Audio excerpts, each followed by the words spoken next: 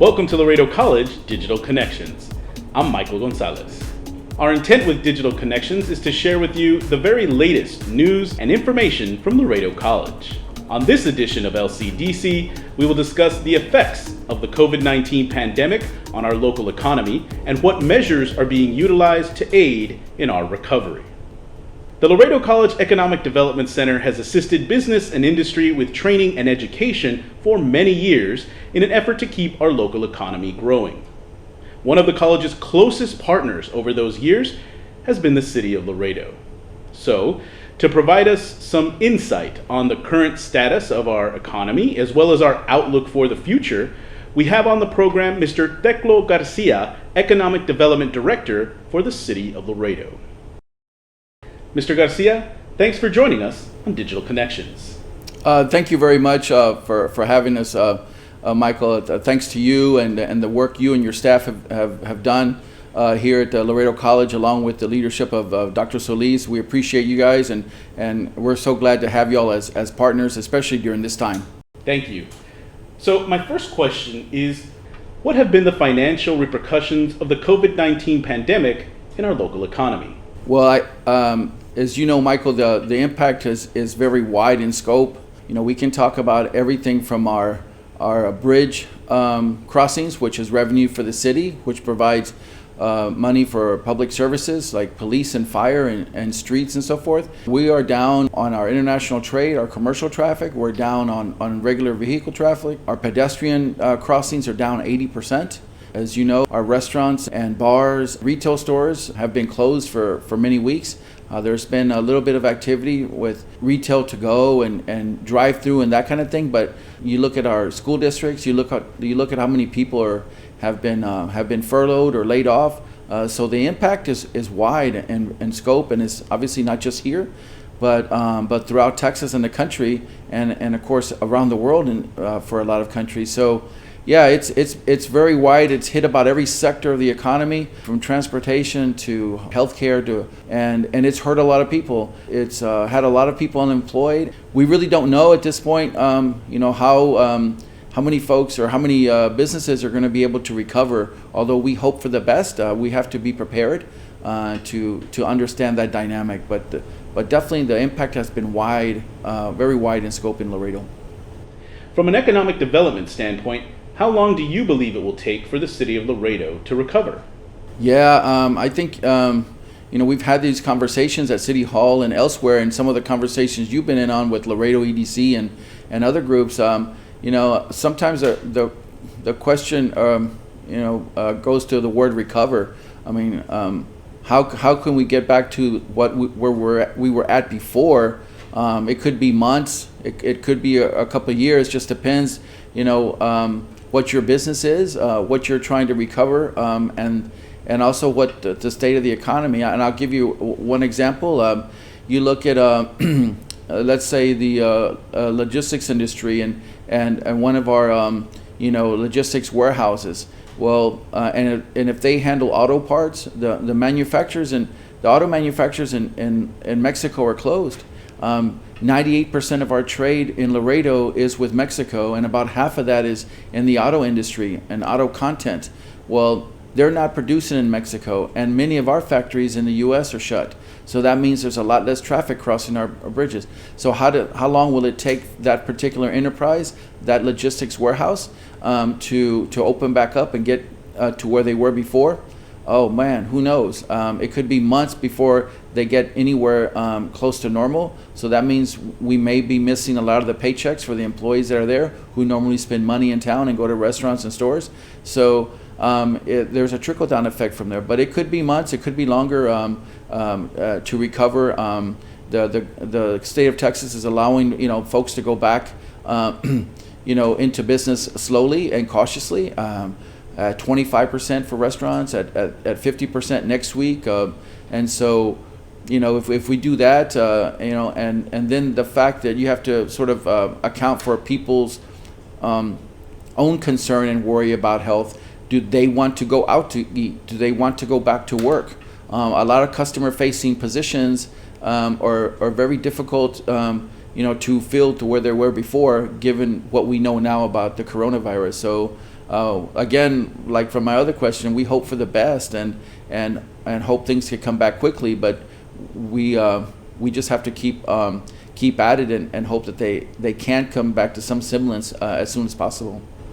The Laredo College Economic Development Center works closely with the City of Laredo Economic Development Department.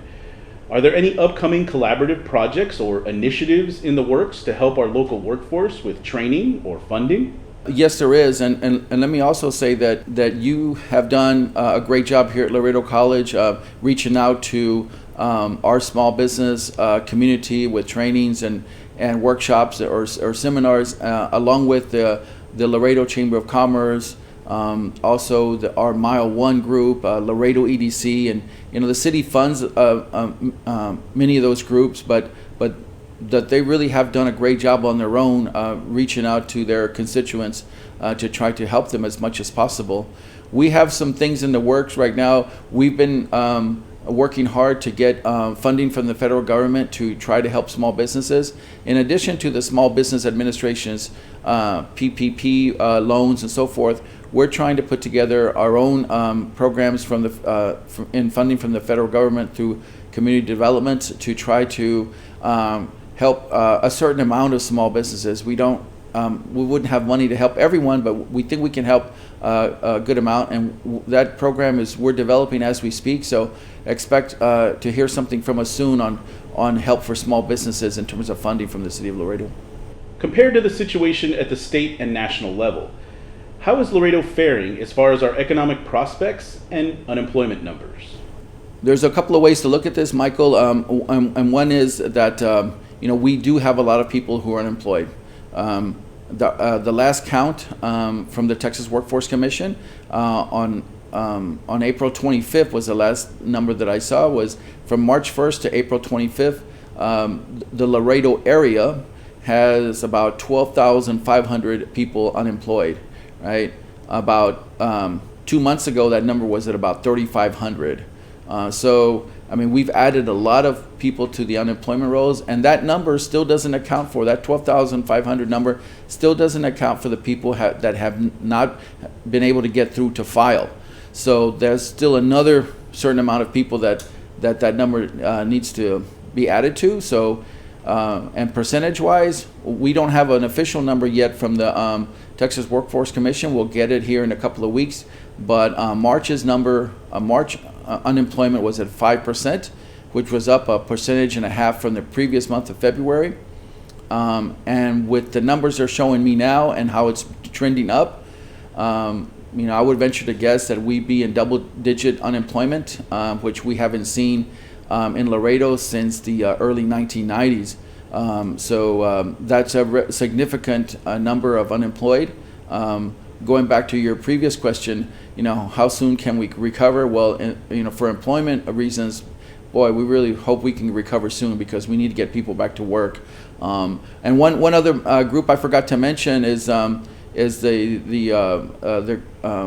Small Business Development Center.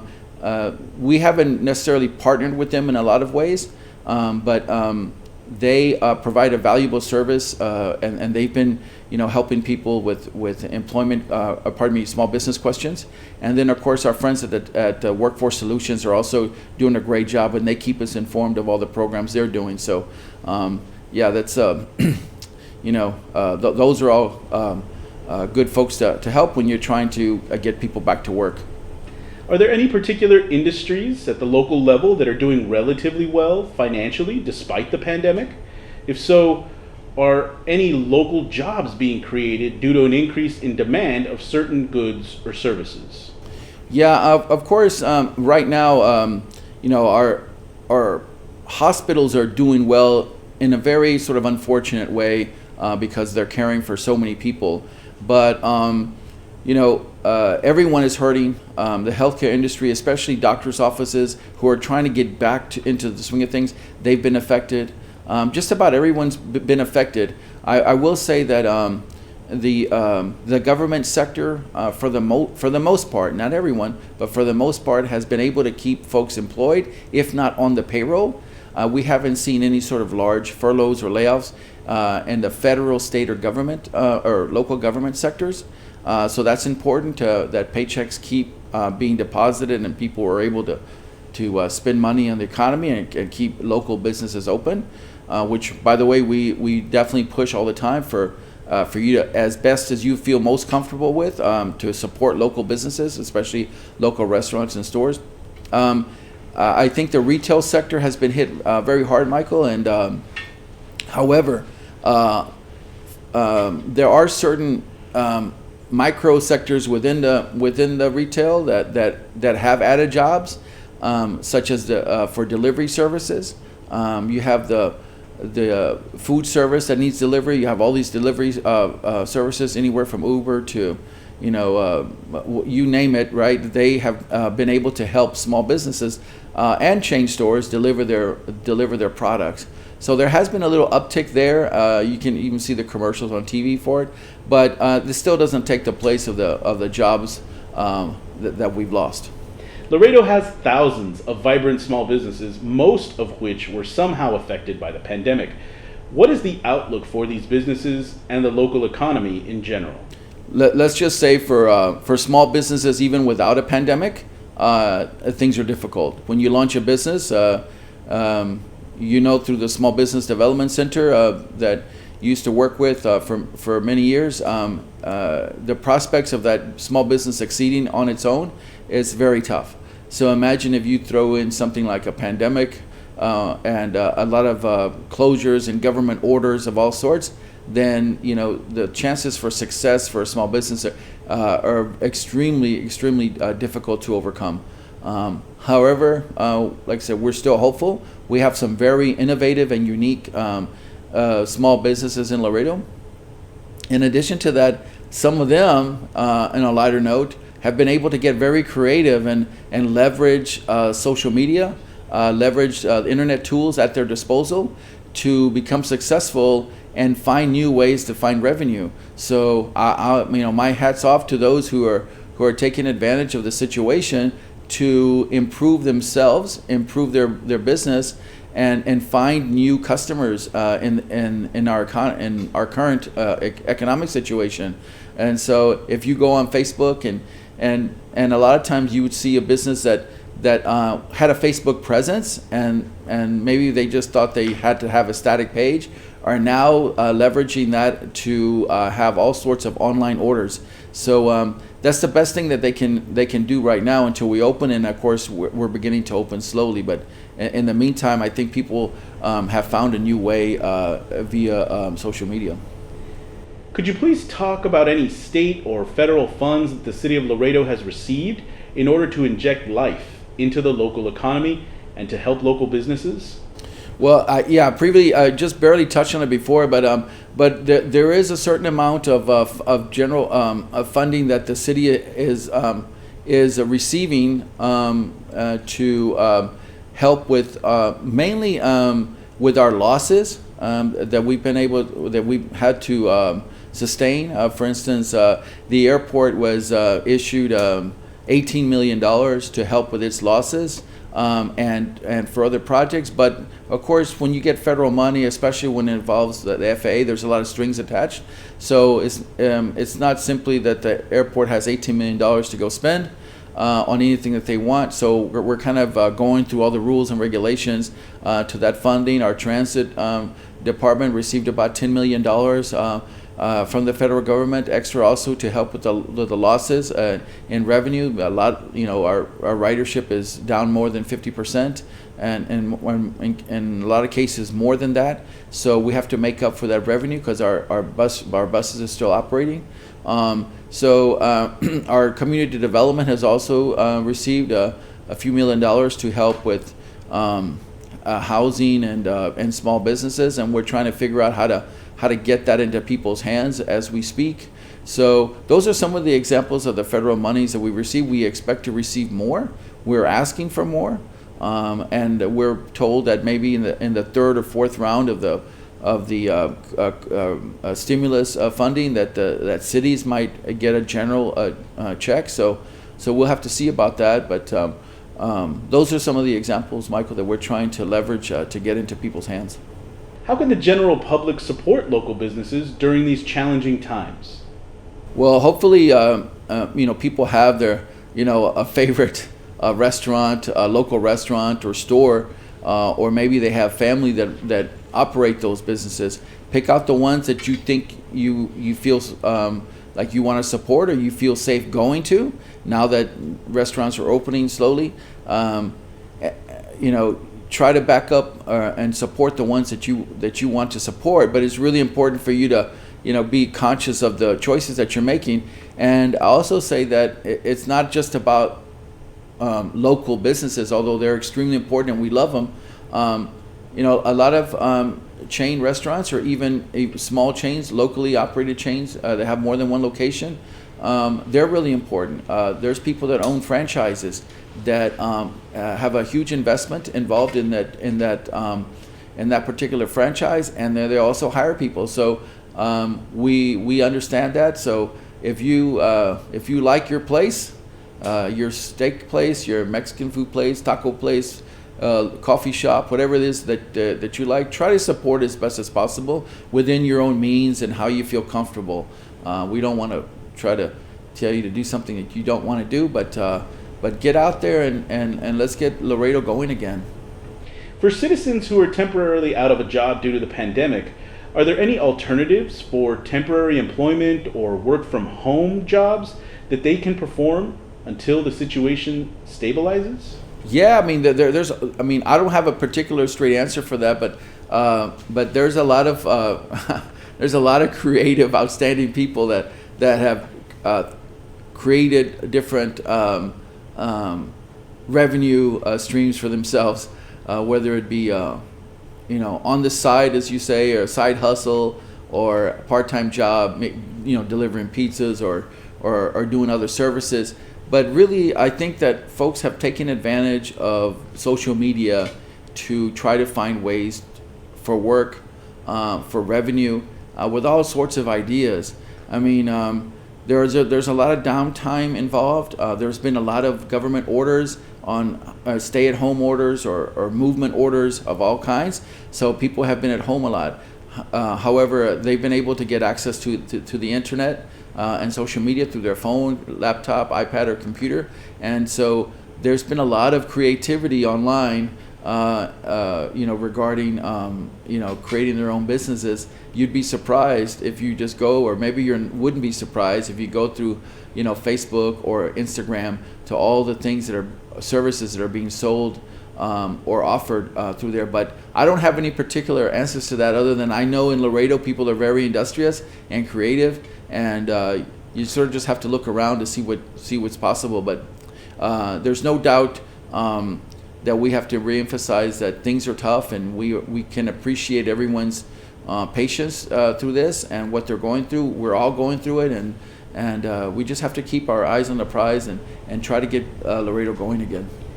Considering past difficult economic times, what are some lessons to be learned about unexpected economic downturns? They are unexpected often, right? I mean, you always have economists, put their charts up on the wall and they say the economy is going to go this way, and they never predict a downturn. It's always things are going to improve for like 10 straight years. But there are downturns. Most of them seemingly are unexpected.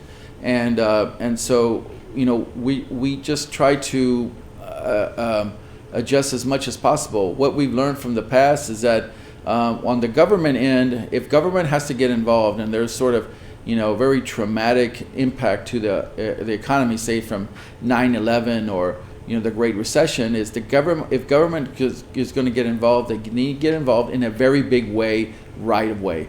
And that's what you saw with the Small Business Administration's about $600 billion in small business loans. You saw $1,200 checks that were sent to most Americans, right? Government had to get involved quickly in order to try to stem the fall for the economy. So that's one lesson learned. If the government's going to get involved, it needs to get involved big.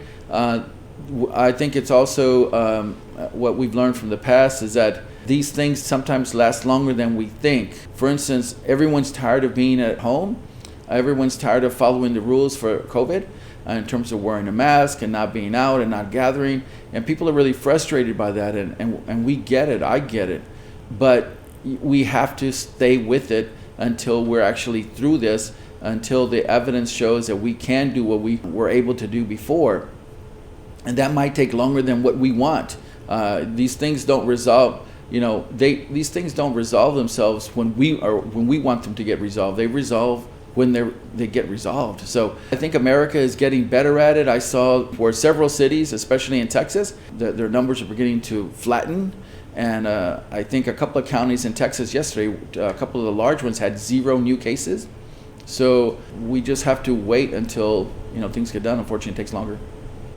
Besides the City of Laredo Economic Development Department and the Laredo College Economic Development Center, what are other free local nonprofit organizations that can be great resources for local business owners and professionals? Well, there's always some sort of buy-in, but I think that a lot of the folks that a lot of our partners have been helping the public without any sort of fees during this COVID thing, such as our small business experts at Mile One. Laredo Chamber of Commerce has been doing webinars for free, not just for their members, but for anyone who wants to plug in. The Small Business Development Center, obviously at TAMU, helps dozens and dozens of small businesses per week. Of course, but they're appointment based.